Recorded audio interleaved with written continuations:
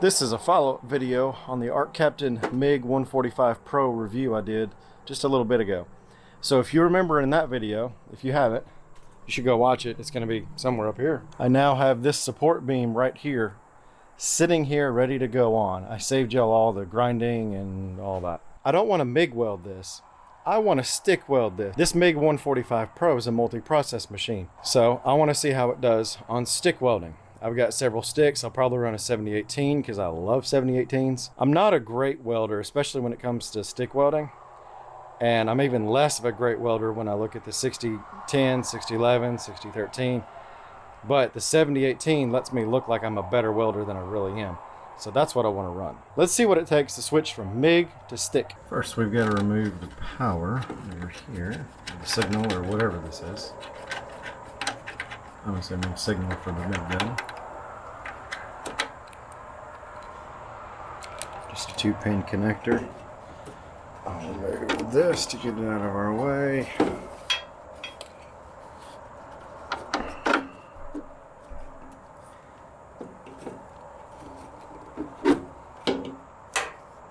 This part, I'm not sure what they intended. I guess I'm gonna have to pull it back.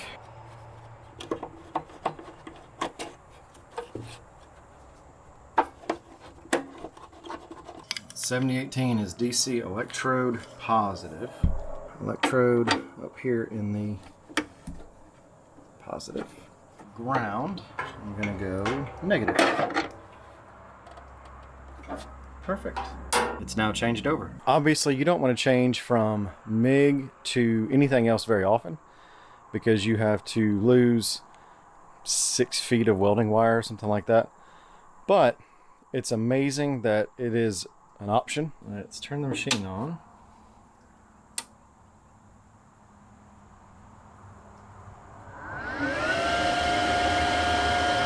Stick welding. And there's TIG. There's MIG. And there's stick. So it does go 145 amps.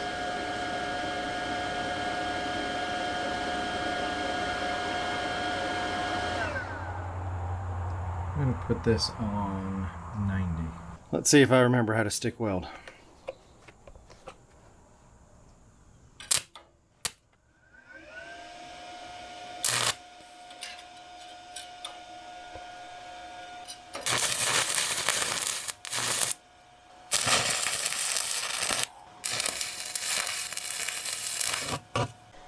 Even after all these years, I've still got it. It's good to know.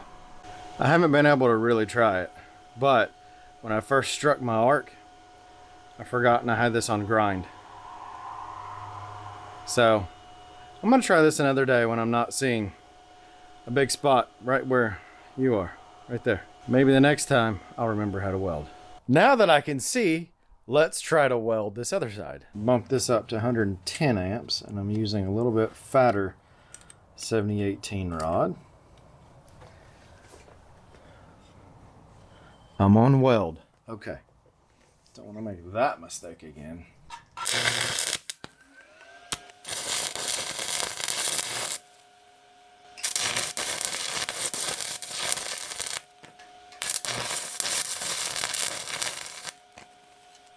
I used to stick weld way better than this. I am very rusty.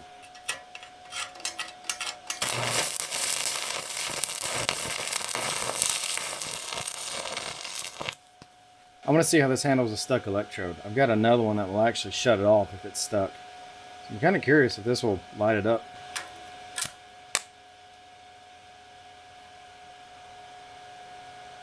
Alright. She's stuck.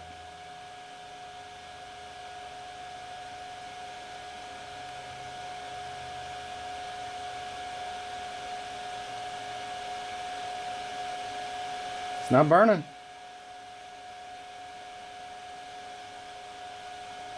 Maybe it's smart enough to know it's stuck. That's cool.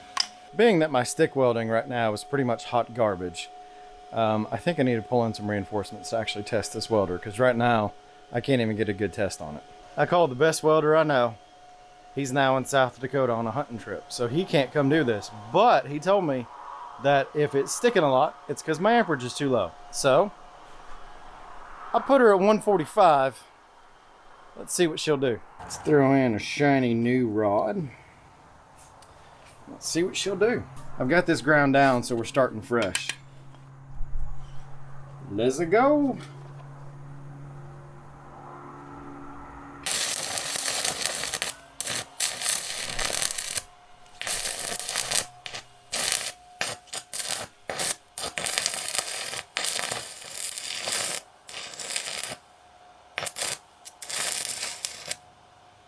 My pace is still off, but this is a whole lot better. If you're interested in one of these ArcCaptain welders, use code roostersgarage and you can save an additional 5% off an already low price.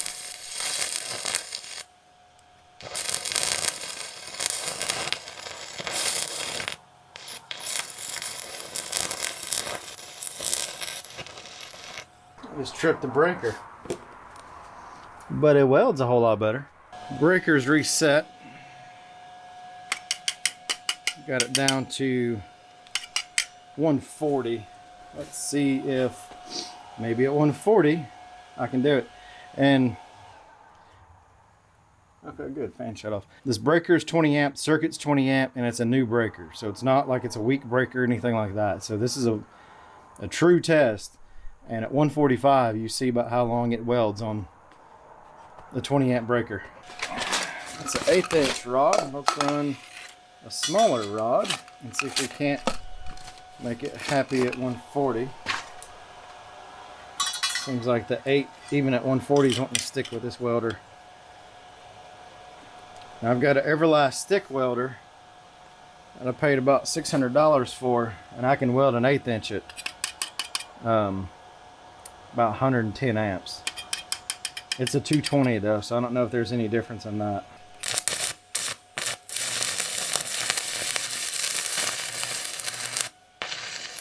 I have refamiliarized myself with how to stick weld, so let's try this again. I've got a small little groove added in here. I'll be welding on the flat, which with my welding skills is really where I need to be. You see what I did. I'm not the greatest, never will claim to be. Got some Hobart 6011 3/32. I'm gonna try. Let's try 110 amps for this smaller rod. Let's make some sparks.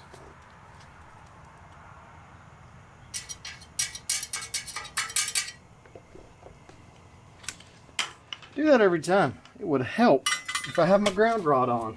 Let's make sparks for real this time.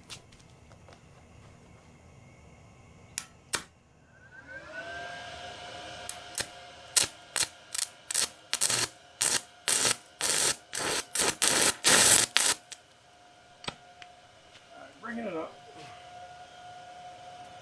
Put it on 130.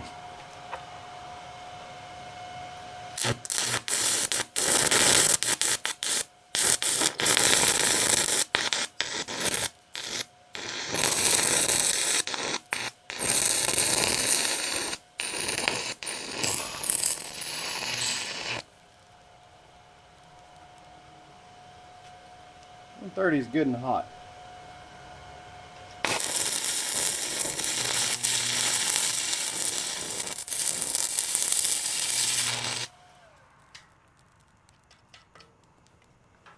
And I kicked the breaker. Let's try a little vertical with this.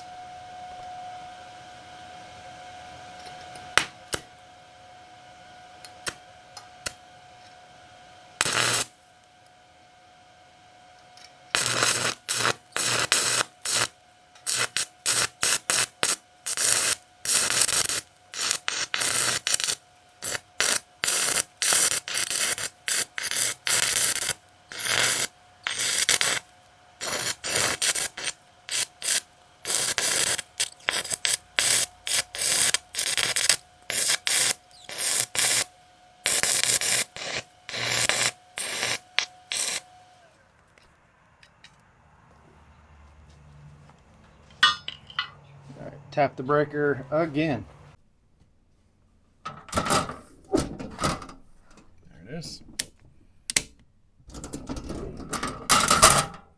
All right, I'm gonna go ahead and end this right here. I think this is a great MIG machine. I think this is great for you to learn how to do some stick welding. But as you see, I am on a 20 amp breaker and I keep tripping at 130 amps. I'm having around 130 just for these 3/32 rods. So, I mean, I don't know if there's a smaller rod. If there is, maybe you could step down a little.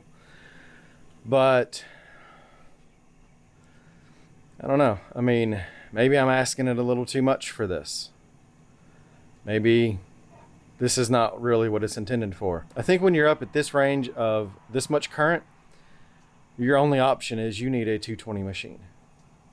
You're just unable to do this much current on a 110 and pull this many amps off the circuit without it tripping. And like I've said before, that is a new breaker.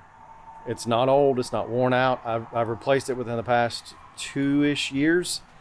And I think this is the only time that I've tripped it since I've replaced it. So it's been a rock solid performer. I haven't had big loads on it until I got this, and I was a little concerned about this. I do think that for something smaller, for, you know, starting on some coupons, seeing if stick welding is for you, I think this is a great machine. I think for farm repairs and things like that, this is not the best machine for stick welding. That's when you need to step up to a larger machine that is 220. However, what this machine is for, I think it is perfect for. I like to see the limits of everything. And I've hit the limit of this, but now we all know the limit. I could switch it over to MIG mode and I could MIG this. And it would probably be just fine. It would take a lot more passes, but that's totally fine. It's doable. So you could very easily do this same repair in MIG mode. Possibly TIG mode would be great as well. I haven't had a chance to try that yet. All of that being said, this does not change my mind on this machine. I do not think that this machine is not good. I think this machine is fantastic for what it's designed for. If this video has helped your decision, please let me know. Let me know what you think of this machine if you've already bought it. I'd love to know, because I think it's great. I think for what it's intended for, it's amazing. It's made for the beginner, the kind of intermediate. I'm still kind of beginner intermediate myself. So this machine is made for me. Thank you again, ArcCaptain. Y'all have a good one.